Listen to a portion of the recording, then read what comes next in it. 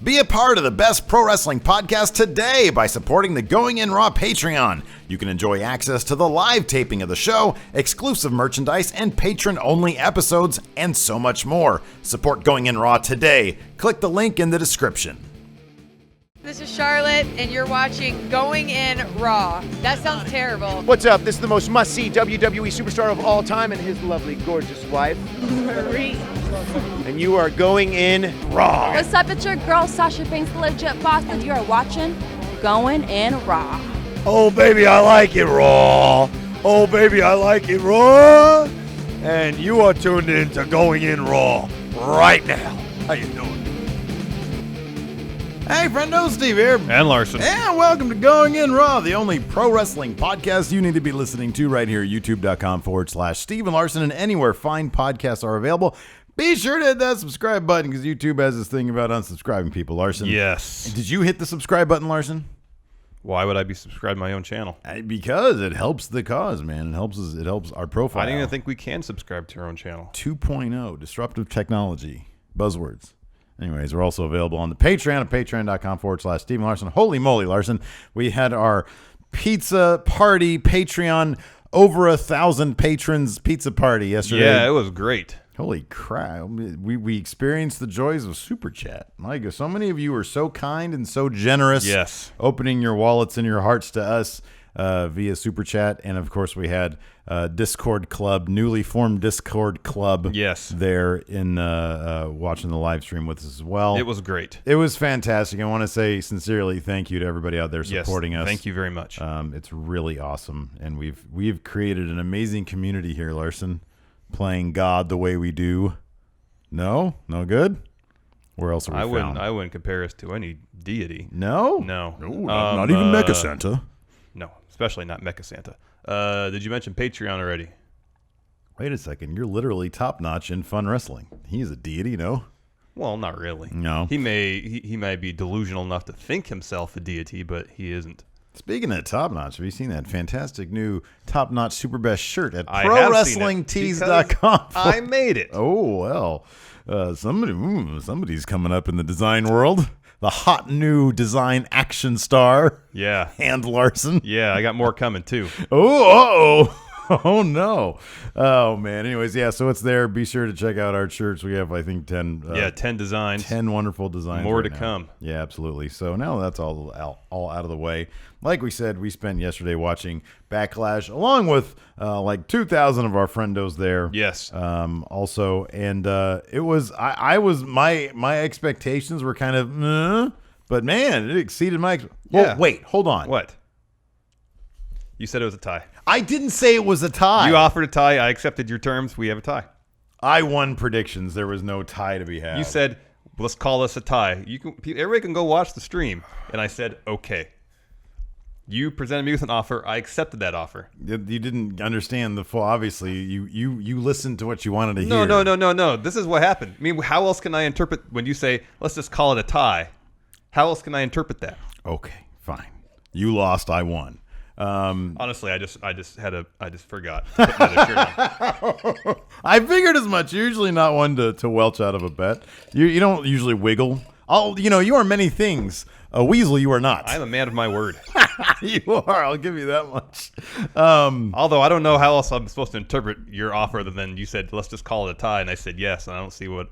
I mean, I'm just speaking honestly. You presented me with an offer. I accepted that offer. No, I know. But that offer was, I had forgotten that, you had lost takeover results. So I forgot that I was up one. My point was this. I didn't think that the entire thing should hinge on Eric Rowan versus Luke Harper because you were only choosing Eric in order to do something different from the obvious choices. Well, I did that so because it's boring if it's a tie. No, I know. That's why. So, but then I had Roderick Strong, which was a legitimate choice. Yeah, it was. I thought they would pull the strength of numbers of sanity to cost Roderick the first match, and then he'd eventually go over. That's what I thought. Just figured we get these 2 video packages with Roderick Strong. It might as well translate to a win. No, that's what happened. Yeah. But we're here to talk about Backlash. We're going to do our takeover review. I think it's going to go up tomorrow morning. Yeah, first thing tomorrow morning. So to kick off the pre-show on his pay-per-view debut match? Ty Dillinger? No. Ty was in the Royal Rumble. Oh, yeah. Well, I don't really count. He was still technically in NXT. He was, but that's his pay-per-view debut. That was pre-debut. Or you can say that was his debut. Yeah. Anyways. Yeah, he took on the artist Aiden English, who I think is already more over than Ty Dillinger. This makes me so sad. Look, it makes me sad. But come on. He came out there, he started singing, people started cheering. And he had great pants. And he had amazing pants. He had Starry Night. Yeah, Starry Night in his pants. You can do anything with stretch pants now. I know. You can put any. We should make some stretch pants available for people. Sort of like the Young Bucks do it. Why shouldn't we? I was just about to mention that. Like we're like the same as them. We're like the Young Bucks of the internet wrestling community, except we're super old. Can we get pants with the Going in Raw logo on them? Yeah, that's what I'm thinking. Okay. Yeah. Let's make it happen. Yeah, Does Pro Wrestling Tees offer that service? I don't think so. We have to go through something else. Although Pro Wrestling Tees does have those Macho Man chucks. I want some freaking Going in Raw chucks, dude. I wouldn't wear them, but it'd be cool to sell them. You wouldn't wear them? No. Ty Dillinger versus... I'm very picky about the chucks that I wear. It's got to be black. Black with white trim. Has to be. Anything else just doesn't work. That's just me, though. That is just you. Aiden English versus Ty Dillinger. There's a lot of back and forth in this match. I was surprised they didn't really just have Ty go over. Like, I know. Ty had to put up a fight against Aiden English. Well, I mean, it was the only match on the pre-show. Yeah. So it had to fill probably a certain amount of time. Yeah. Kind of a bummer. Like, why do this to Ty Dillinger all of a sudden? It's not all of a sudden. I just think there's too much depth on SmackDown right now after the shakeup. Before the shakeup, I think he would actually been on the main card in a high profile or higher profile match. When he came up to main, he could have at least been sort of the dark horse name in the U.S. title hunt, and he wasn't even sniffing that. Yeah, they could have brought him up, and wouldn't that first SmackDown episode where Kevin Owens comes out? Did they do like a number? What was the number one contender? It was number one contender. It was Corbin versus Zayn versus AJ. Yeah. And then the following week they had the 6-pack challenge for number one contendership for the world title. And he wasn't in that that's either. Right. No, I think we talked about this before. He could have been in that. He could have been, but I don't know if. I mean, he's kind of instantly on this. I would think coming out of NXT with what he had built for himself there, he was kind of at the Mojo. He's kind of at the Mojo level. Oh, yeah. Although, hey, he was on the show last night and Mojo wasn't. My only thought or thinking about that is maybe they don't want him in matches unless he's going to win. Yeah. Although, God, that's a stretch. No, I know, but I'm trying to find some logic in it. The logic is the most logical thing is that they just don't have high hopes for Ty. Or they just don't have anything for him. Yeah. Which, we'd heard before that Triple H always wants, a 6-month plan for anybody getting called up from NXT. We've seen several scenarios where that obviously wasn't the case. Yeah. You'd like to hope, with as over as Ty was at NXT, how over his 10 chant is, they would have something for him. Can we talk about his collar? Yay or nay? Yay. You love the collar. I do. Why? I don't see how it's so ugly. It's so ugly. I really felt like the LED lights in the collar this time, which made their debut this pay-per-view, that was a big deal. Really kicked things up to the next level. It was kind of a WrestleMania entrance for Ty in terms of his attire. Get it? Yeah, no, I got that. Attire. His name is in the word attire. Yeah, I got it. Yeah, no, I'm not a huge on the collar. I don't think it adds anything. I think it looks cheesy. Like it instantly just makes him look like Ming the Merciless. What he was the Flash Gordon guy, right? Yeah. Have you seen Ming the Merciless? You know what he looks like? Yeah, I do. Ming, is it Ming or Ming? Ming, I believe so. Ming the Merciless, played by Max von Sydow in the movie. Oh, there you go. See, look, it makes him look like him. Look at that. Look at that. That's a Ty Dillinger collar. No, it's not good. Don't say yeah as in no, yeah, it's awesome. It's not good. Anyways, this was actually an okay match. Actually, a pretty decent match. Yeah. Ty ended up going over, of course, with a new tiebreaker. Tiebreaker version 2.0, where he actually the person's face lands on his knee as opposed to their neck. He should call it "Go Ty Sleep." It's terrible. Go Ty Sleep. I'm gonna give him a G Ty S. Anyways, terrible. Yeah, pre-show match. It was what it was. I hope for bigger and better things for Ty. Do you think they're going to continue this feud, Ty and the Artist? Really? I don't see why they would. The Artist is going straight up to the world title scene. Ty has 2 wins over the Artist. Yeah, that's true. 2 should be 2 and done. To kick off the show, holy moly. Wow. We were speculating this could be the main event. It could have been. Dolph Ziggler versus Shinsuke Nakamura in his debut match on main roster. Yes. We finally got it at Backlash. I'll be honest with you. Not really the barn burner I figured it'd be. It actually kind of felt like these two were kind of going through the motions.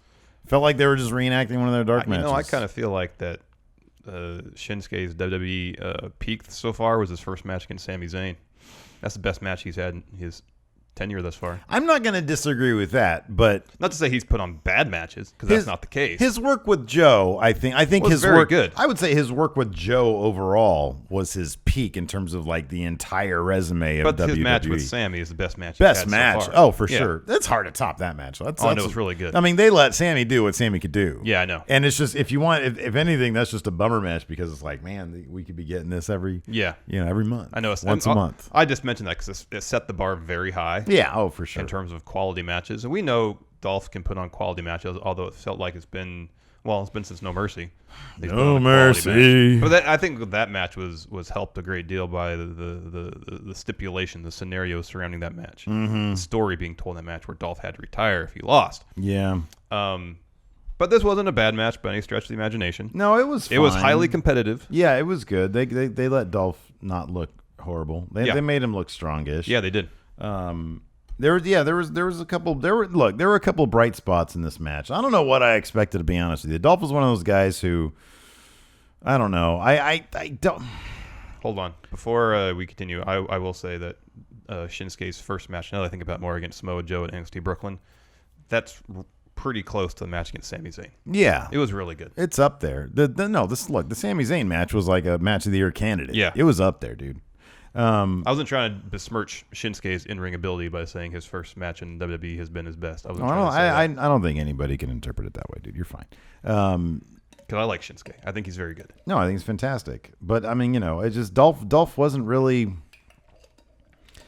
I don't know. I do question and I don't question the logic of putting him up against Dolph first. Well, I think the idea was because Dolph is a good seller. You just know that Shinsuke can be instantly in the scene, and there's the argument of should they showcase him first against a guy like Dolph who can really sell, or should they immediately put him up there in the world title scene, which is where we know he should end up. Who is someone on SmackDown? Because you don't want to do Shinsuke versus AJ right away. No, as AJ said, you want to build up to it. He told us that personally. He did. Exclusive to Going In Raw. But who's a really good worker that could put on a really good match? Sami Zayn, who's on SmackDown.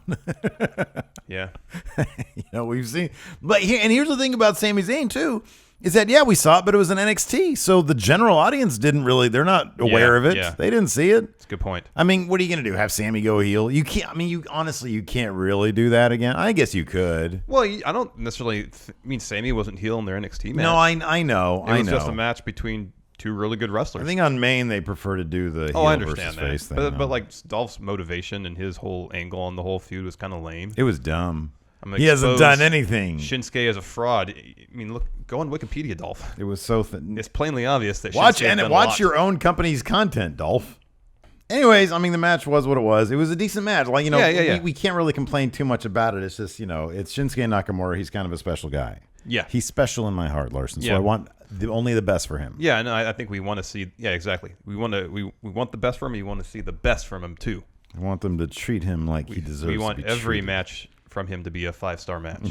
I know, exactly. Next up, we had there was a lot of good stuff in here. Yeah, there was a lot of good stuff in this pay-per-view last night. It's funny because I was watching tons of fun. I was wrapping up watching NXT this morning, and I was like, you know what? NXT was really, really good. Backlash was up. It was doing good stuff too. Yeah, it wasn't like, oh, well, we got NXT. Oh, we're gonna watch Backlash now. That was good because next up was amazing. I was so impressed that the WWE would let Fashion Police versus the Usos go to that length in their comedy outing because this was a comedy match. This is something you'd see with Yano. This was up there, and I thought it was beautifully It was done. fantastic. So the Fashion Police, Breezango, come out first. Yeah. And Chet Cheddarfield Yeah. is Chet. Well, he's Fandango. Sorry. Correct. Yeah. But then Tyler Breeze comes out as the janitor. He was undercover as the janitor. The janitor with mop in hand. He brings the mop to the ring. Yeah. And Chet Cheddarfield, Fandango, is the first one in the match. And Tyler Breeze, the janitor, is out there mopping the ring apron. Yeah. On his way out to the ring, he was mopping the Hey, ramp. man, when you're undercover, you're undercover. You're all in. You have to be all in. Exactly. And there is this great spot where Tyler Breeze comes in. He uses the mop a little bit, which, the mop is technically a weapon. Should not have been allowed in the ring. Correct. Should be Anyways, DQ. beyond that. I'm pretty sure the ref was not, he didn't know. Could be. Tyler Breeze was so undercover. That's a good point. He really thought it was a janitor. Yeah. So at one point, I don't remember which Uso. I never know, dude. I never gets know. the mop. And that's on me. Breaks it over his knee, throws it out of the ring. He gets Tyler Breeze down on the mat, and he goes to a corner to do a splash, and Tyler Breeze rolls to the opposite corner. Yeah. And that happens like 2 or 3 times. Somebody in our chat pointed out that was they've seen that in PWG before. Oh, yeah? Yeah, so it was pretty good. Yeah, that was really good. So that went on for a little while. Eventually, Fandango got back in. There was this great segment where one of the Usos ended up underneath Fandango and was trying to knock him down, and Fandango was doing the thing where he was losing his balance, but it was obvious that he was just sort of mocking the idea of having to lose balance, and then he just started dancing above him. Started grinding his hips. Yeah, there was so much of that in there, and then Tyler Breeze then went back undercover as Grandma, complete with wig, cane, and dress. And, hunched over, she had bad posture and all that. And so she gets in. The commentators were selling it beautifully, too. Yeah. They were, all in on the undercover as well. And then one of the Usos took the dress off Tyler Breeze and threw it, and it hit JBL in the head. Yeah, it was beautiful. It was amazing. The entire affair was great. However, the Usos did end up going over with a super kick. Yep. Yeah, so I'm really looking forward to seeing how much further they can carry this out. This is a spoiler coming, so spoiler alert. Reporting on the dirt sheets today was that, again, spoiler alert, so if you want to hear this news, if you want to be surprised something that happens on SmackDown, skip ahead about 30 seconds or a minute. Are you ready? Wait. Do you want to hear this? Yeah, okay. New Day are going to be on SmackDown this week. Oh, okay. So. Oh, that's supposed to be a surprise? Yeah. Okay, cool. Right on. Wow, that's awesome. That's what the dirt sheets are saying. Well, we'll see if they hop into the... if nothing else, they will... You would think that the New Day will at least allow for a bigger spotlight on the tag team picture. Yes. Which, I would really doubt they're going to get involved, at least now, in the tag team scene, in terms of the title. Yeah. I could see them... I mean, at the very least, I would think they'd... If they do want to get them involved in the tag team scene, they would throw the Ascension in there, a couple other jobbers, for the first couple of weeks. Yeah. You would think. There definitely feels like there's more to this Fashion Police Usos story. Yeah, I would think so, for sure. And I want to see the Fashion Police win those belts. I know. I think everybody They've been doing does. great work the last They're super over. They are over. Yeah. People love them. They're fantastic. So then we had Sami Zayn versus Baron Corbin. This was really surprising. They had Zayn go over clean. Yeah, it was kind of a surprising match. A Haluva kick. Because it wasn't necessarily as fast-paced as I thought it probably would have been. Sammy's gimmick of losing wrestler, sort of put to the test here. But there's this whole sequence in the middle where Baron Corbin had Sami Zayn in a bear hug. Yeah. I don't know how often I've seen Baron Corbin do a bear hug since he's got called up from NXT. Yeah. But it's an interesting choice when you have Sami Zayn, who's a great worker who can work fast. Baron Corbin, for a guy his size, can work really fast. Mm-hmm. It was just an interesting... I guess you could say that was Corbin's strategy, was to slow down Sami Zayn since he is a fast wrestler. Yeah. So I guess in that sense it makes sense, but it's just surprising. Yeah, just I agree. If you have speed and power, which is sort of Corbin's thing, then you should utilize it. Yeah. But yeah, it was pretty surprising considering we both picked Corbin to go over. I mean, I thought this was kind of lock-ish. Well, I don't know about lock-ish, but I definitely least likely on my list of scenarios for this match would have been Sami Zayn winning clean with a Haluva kick. I know. Because they have not been jobbing out Corbin, although I guess he did lose. Didn't he lose clean to AJ? Mm-hmm. Okay. Here's my thing. I'm actually totally fine with that. I'm not huge on protecting too many people. I know. I like when people I get know. solid losses. Yeah. It's okay. Builds character. It does. Character I'm not huge on 50-50 booking, but I'm also not huge on feeling the need to protect everybody, you know? Right, exactly, yeah. Yeah. People can take losses so long as it enhances storylines. And it's funny because we sort of take for granted Sammy's the guy who can eat a lot of losses and be just fine. Yeah. But at some point, he does need to eat. He needs to get some Oh, wins. I know. You know what I He mean? can only be the underdog for so long. Yeah, exactly. Before you're just a bad wrestler. Yeah. So, yeah, no, I mean, I was... It's funny. It's one of those things where it's just weird. Like, you should celebrate. You should be like, oh, I really want Sami to win. I really want Sami to win, even though we're both Corbin fans. You know, I really want Sami to win. And then Corbin ends up winning. And on top of that, I have not liked how they've been doing the Sami Zayn character lately. So, like, I think a part of me was actually, no, I kind of want to see him lose. I don't like that. I don't like the Larry David crap. I like Larry David. I like Curb Your Enthusiasm. I like it on HBO, not in WWE. You know what I mean? Agree or disagree? I mean, I agree with you about Curb. Yeah. It's a great show. Yeah. Yeah, the way that they've been doing Sammy's character is, I don't know if I've really been into it. Sometimes it's been a bit more obnoxious than others. Yeah. Sometimes it's sometimes it's not there, and sometimes it's really there. I know. And I don't get like the lack of consistency there. I don't know who that's on. I don't know either. I don't know. Anyways, after that we had Jinder Mahal. Was this when he actually pulled up, got out of the car? Yes. Okay. So a nice car pulls up. So the Bollywood boys come out with like a rug, and I swear that looks like the rug in my front room. They roll it out, which was like maybe $100 at Target. They roll it out for Jinder. He gets out, looks like $1 million. He immediately has. We said this during the live stream. That was the most win face I maybe have ever seen in my life. That was so win face. Yeah. He had win Did written you all read, over that face. apparently they decided to put the belt on him just 2 hours before the show. Are you serious? That initially, I think it was on Cage Side Seats I read this. Initially, the plan was for him to win, and then I guess Sunday morning they changed their mind because they want to have a Rusev enter the world title scene as well. Interesting. And then 2 hours before the show, they changed their mind back to having Jinder win the title. Wow. So I guess the initial plan was for him to win, and they changed their mind, then they changed it back. Again, man, I said this during the stream. This is the good thing, the great thing about having the Universal title out there and on a marquee guy like Brock Lesnar, who's not going to show up. He's a huge draw, and the WWE can always point to him as, oh yeah, this is our top guy, big draw. You also have, but then they have the lineage belt, the title, with Bruno, Hulk, Stone Cold, Rock, all those guys. They have that title sitting around, so the guys who the interesting choices can hold that title too. Because Jinder, however you fall on him, very interesting choice.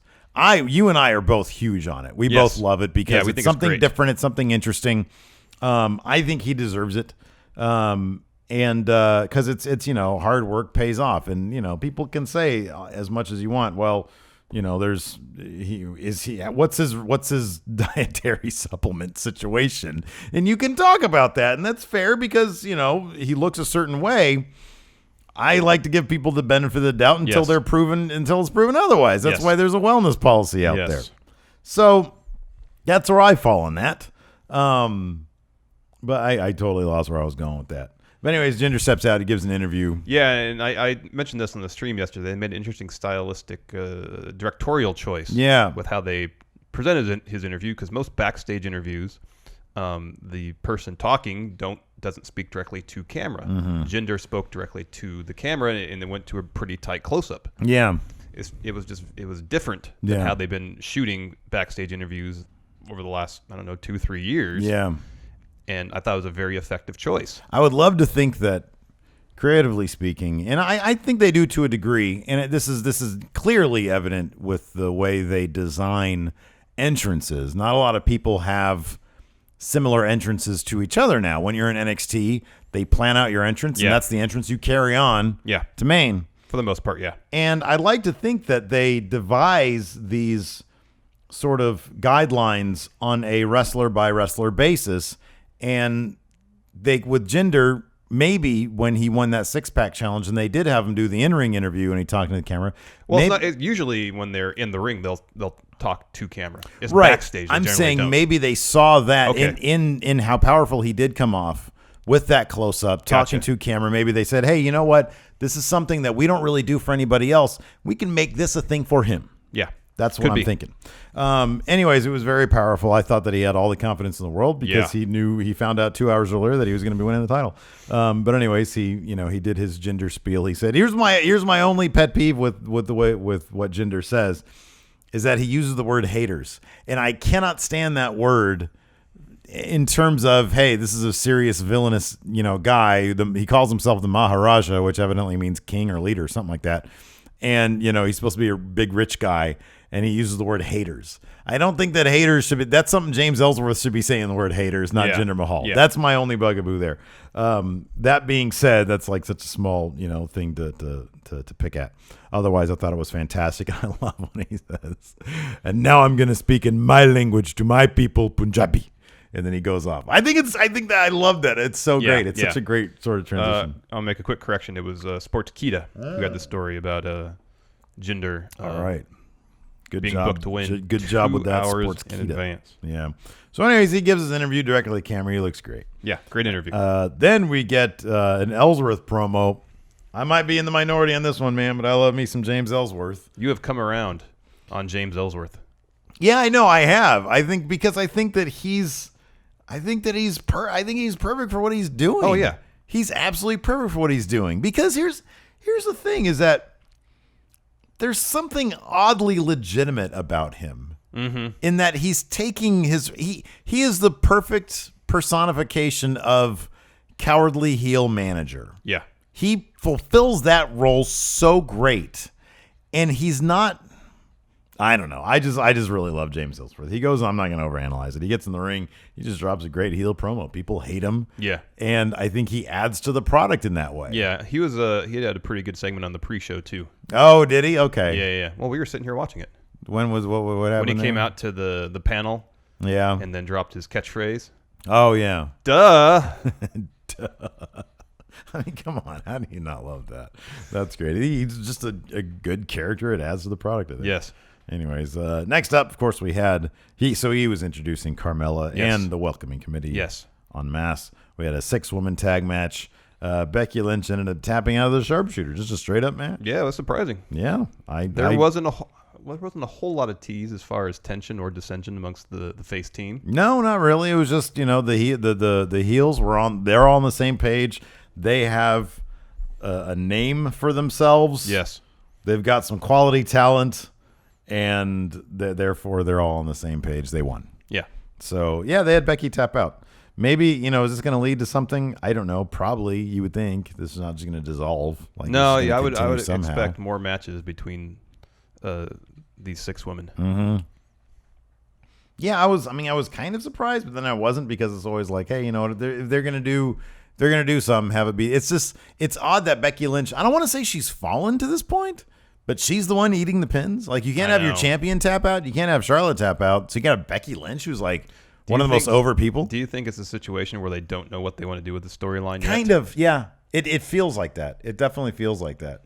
Because who says, oh, we need a story development here? I got nothing. Have Becky tap out. That feels like how it is. I know. Like, it's as if. So my thing is totally. I think that at the very least, the idea has been proffered, turn Becky heel. Mm-hmm. I know that, or we've heard rumors that they're not huge on the Charlotte face turn, but I think that you can't go back on that this soon.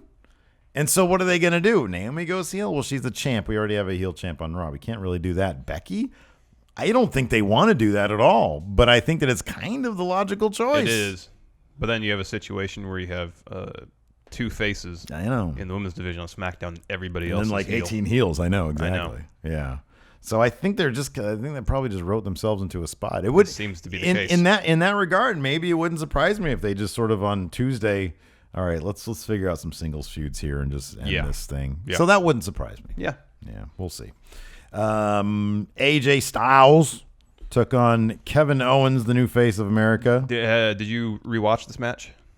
No, I did not. I did last night after I got home. What'd you think? Still very good. Yeah, seemed very good when we were watching it. And told a good story. It did, and I think probably the best part of the match, in a sense, is knowing full well this is their last bout. Yeah. That they're going to get every opportunity to top this, which I feel like they could do easily. You think it's going to go into SummerSlam?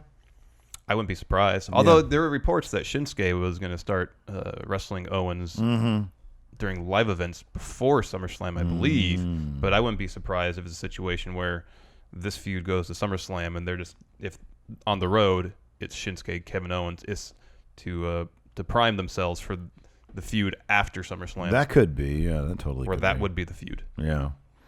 I don't know what Shinsuke would do in the meantime, because I'm assuming, or I hope, this program between him and Dolph is done. Let me ask you something. What are the odds? You think we're going to get our rematch on Tuesday? How long did Dolph and Baron Corbin feud? Months. A very long time. Yes. Yeah. I don't want that to happen again. No, I don't want that to happen again either. I'm hoping they put this, like, their blow-off on Tuesday. Could be. Just the rematch on Tuesday, get it done with, and then try to move Shinsuke on to something else. I don't know what, though. What are you going to move him on to? The artist? The artist, Aiden English? Yeah, everybody else on the upper card and upper mid card are kind of doing something right now. I'm telling you, they're playing with fire with Aiden English. Put him in there against anybody else. He starts singing. People are going to start popping for that. Oh, I know. There's going to be like a backlash, so to speak, to them trying to push him as a heel. Maybe that's what they want. Hey, remember look, when if a star is born, a star is born. Simon Gotch got released, I remember reading stuff that said they had they were going to give Aiden English a solo push. Yeah, that could be. So that could be. I don't know. What do we always say when heels start getting over with the crowd because they appreciate their gimmick or their work? Yeah. Then you can turn them face. Yeah, and it works. Yeah, totally works. Back to AJ versus Kevin Owens. Great match. Yeah, so the story of this was Kevin Owens was targeting AJ's knee, leg, ankle lock. Because on he knew the SmackDown, phenomenal forearm. On SmackDown, the go-home show, Owens hit AJ in the knee with the U.S. Championship belt. Right. And so the first third or even half of this match, Owens was trying to get to the leg but couldn't capitalize. So he just started wearing down AJ. Yeah. Lots of headlocks, lots of moves. Then there was a spot where AJ had stifling AJ's offense. Where AJ had Owens in a position for a Styles Clash on the apron. Yeah. Owens reverses and hits AJ's leg onto the ring post. Yeah. And from that point, the tide turned. Owens really started working that leg. AJ would eventually, at moment to come back. But Owens would always go back to the leg, put him in a half crab, ankle lock that looked legit. Nasty, yeah. And then they eventually got to the outside. Owens threw AJ over the barricade into the timekeeper area. AJ got up, hit a phenomenal forearm off that. Was starting to put Owens on the table. Was going to give him a Styles Clash on the table.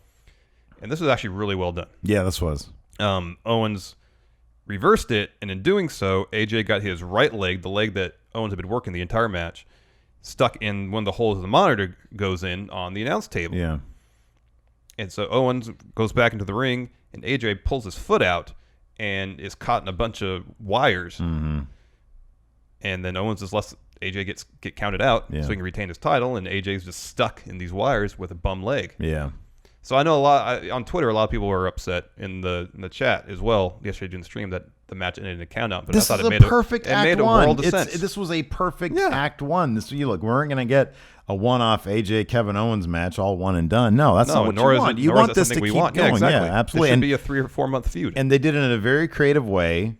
With that, they did it. They told a really, really great story. This is what you want out of an act one. I love the bit where AJ, who is such an absolute professional. Oh, that the phenomenal form attempt. Yeah. Where at first he turned to me and goes, "You say, is that a botch?" Yeah. And they showed the slow-mo replay. He's like, "No, he's selling knee injury." Yeah.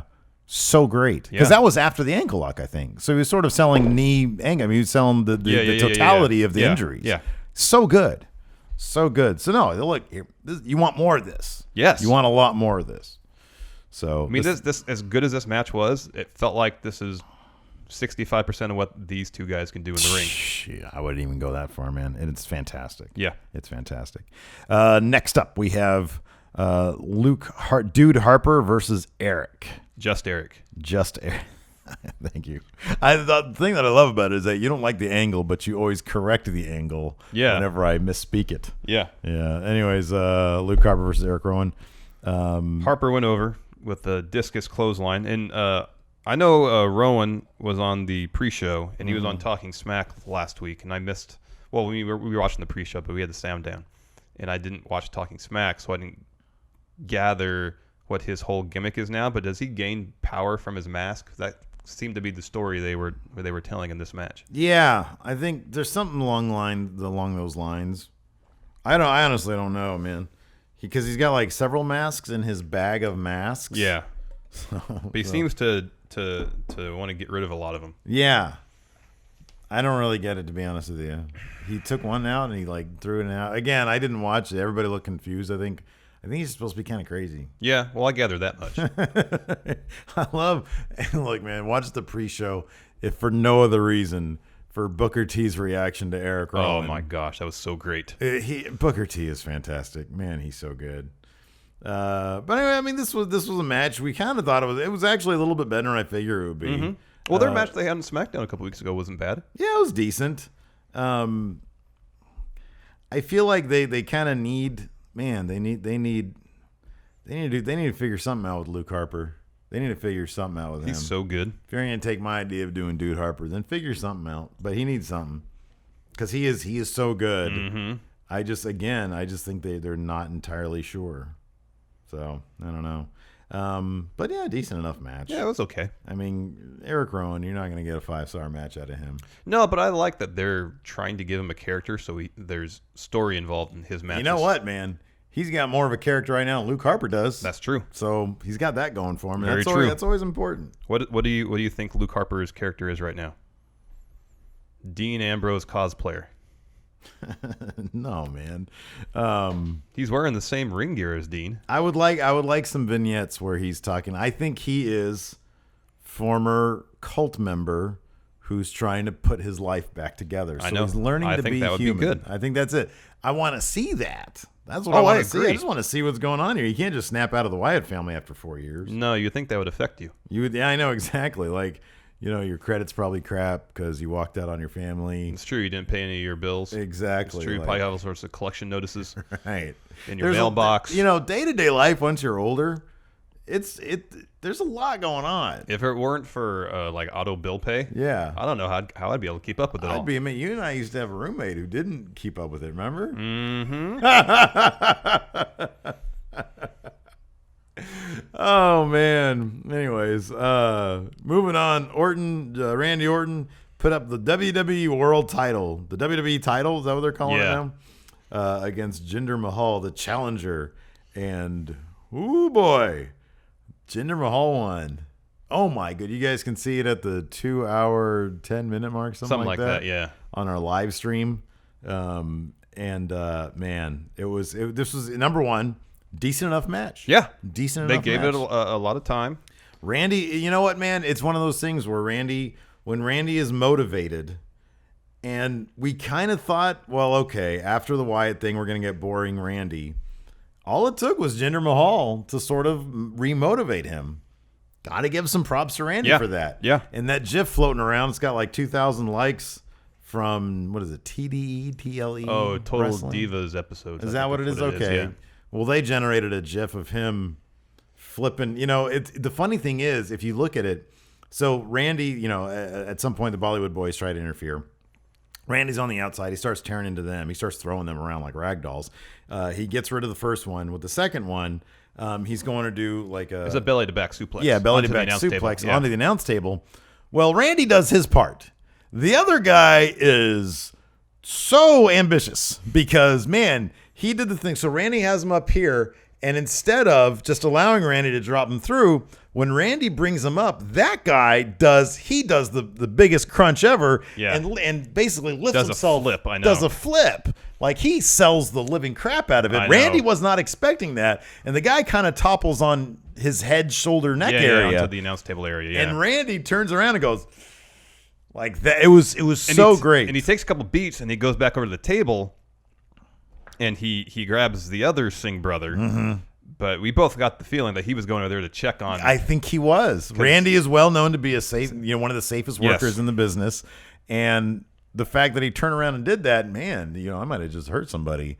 There was some, I don't know. It speaks to Randy's professionalism. It really does. I mean, these are performers, man. Sort of like when at Survivor Series, when Shane got obliterated by that spear, he goes over to Shane's kids and tells him it's going to be okay. Yeah.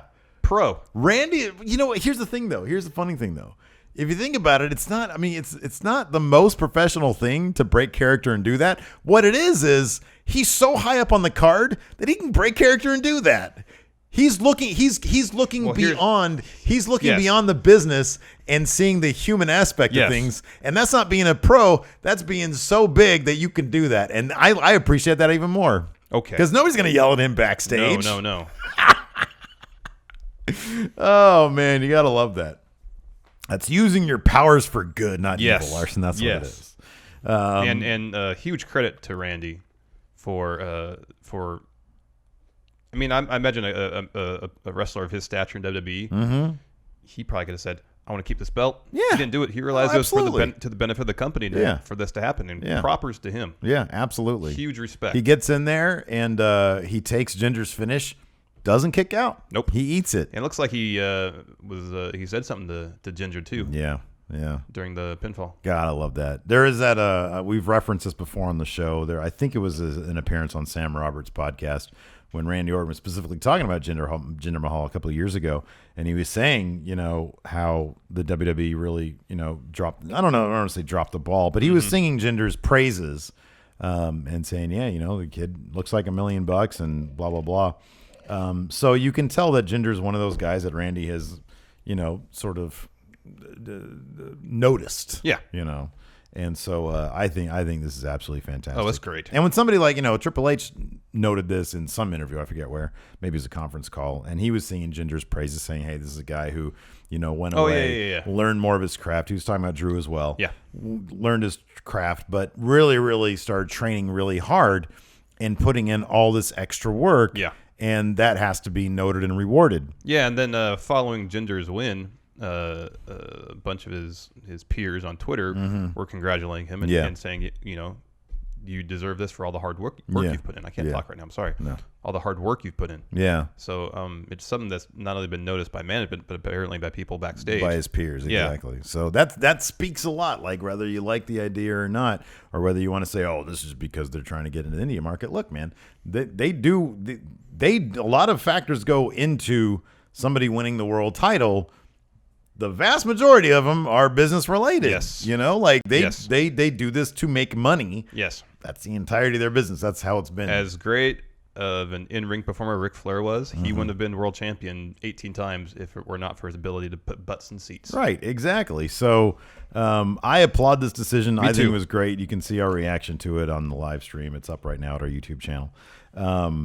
So yeah, this was fantastic. Where does this go from here? I personally don't think I would be very surprised if Mahal walked into SummerSlam with the title. But then at the same time, I don't know. Sometimes WWE likes to extend these things out. So I know. I think a lot of it's going to depend on when he won the 6-pack challenge. I said right here, there is no way he's winning the title. And then by the time we did our predictions, we upped that to about 20%. Yeah. And lo and behold, it happened. Goodness gracious. So a lot of it's going to depend how his victory is received, not just by the audience, but I think by the kind of global wrestling community. That'll dictate a lot. I mean, last night after he won the belt and celebrating, seemed like the crowd was giving a pretty good reaction. Yeah. So that's going to determine a lot, I think. I mean, a lot of the casual fan base really. I mean, Randy Orton still gets crazy pops when he comes out. That's a lot of casual fans. I personally think is popping for him. But definitely, I think that it's so funny, dude, that so many of the smart marks have come around to it because he's a guy who isn't being and it's so funny that certain people. How do I put this? The idea of, well, we're not going to accept this guy who's being shoved down our throats, but we're going to accept this guy. And honestly, I think the difference is this guy paid his dues for a long time, and we're seeing a reward that we seemingly so seldom get Yeah. for a guy who has put in so much work. Yeah, I know. There are so many times we've seen guys put in a lot of hard work for no rewards. And when I say rewards, I mean the belt. Everybody's getting paid. This is a business. Yeah. But we associate the title with as a reward. Yes. You know? And so when you see a guy who's paid his dues, who suffered through 3-man band, and more, but then comes back, and regardless of if he's on substance or not, I don't know. Like I said, I prefer to Give say, people the benefit of the doubt. Yes. innocent until proven guilty. Yes. You know, even if you're doing that, you still have to train your butt off. Yep. I mean, if I'm not mistaken, I think steroids just allows you to train harder and more, right? Yeah, it allows you to. It helps you recover quicker. That's Right, kind of the major exactly. thing. But you know, it accelerates. I would guess muscle growth. But it's not like if you take steroids, you're gonna get buff. It doesn't work that way. You still have to work out. Exactly. So, regardless of if that's the case, and I'm not assuming it is, he's working his ass off. You know, and to see that be rewarded, and I'm not saying that Roman Reigns isn't.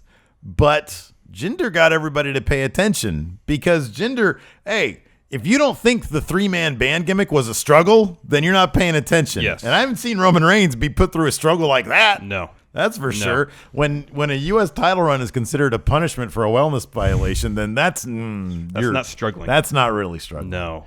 So it's always great to see wrestlers given a huge opportunity and grabbing that opportunity and running with it. Yeah, exactly. And that is what Jinder has done. That's exactly the point. Because there's been a lot of times where we've seen wrestlers, they say, okay, we're going to give you a shot at the main event. And, you know, it might not be from any fault of their own. They may be trying, but it just doesn't work. Yeah. And everything that Jinder has done has been working so far. It's been working. Exactly. So I'm looking forward to see, you know, how they book his title reign, how long it goes. Like I said, I think it's going to be based largely on how he's received by the audience as world champ. Yeah. And hopefully, if last night was any indication, it's going to be well received. Yeah. Well, I mean, I want to see them. I want to see a reaction. I want to see a very strong reaction, whether it's, you know, the kind of heel reaction that I think that he really is aiming for. Yeah. That's really what I want to see. But I do get the feeling that where are they Tuesday? I don't know. Okay. I would assume somewhere in the Midwest. Yeah, I would think so too. I'm not sure if they're going to be in, you know, like hold on, give me a smart second. mark territory or not. I'll find out. I think he's going to get a reaction one way or the other. Toledo, Ohio. That doesn't sound like smart mark territory, but whatever. So hopefully it gets, because, you know, the smart marks are going to cheer him, I think. And then, you know, hopefully the casuals will give him a really strong boo. They'll give him the heel heat that I think they all want to see from him. Regardless, it'll be interesting to see what happens Tuesday on SmackDown. Yes. So that's it for our Backlash review. Keep an eye out for our NXT TakeOver review tomorrow morning. And, yeah, until next time, we'll talk to you guys later. Bye.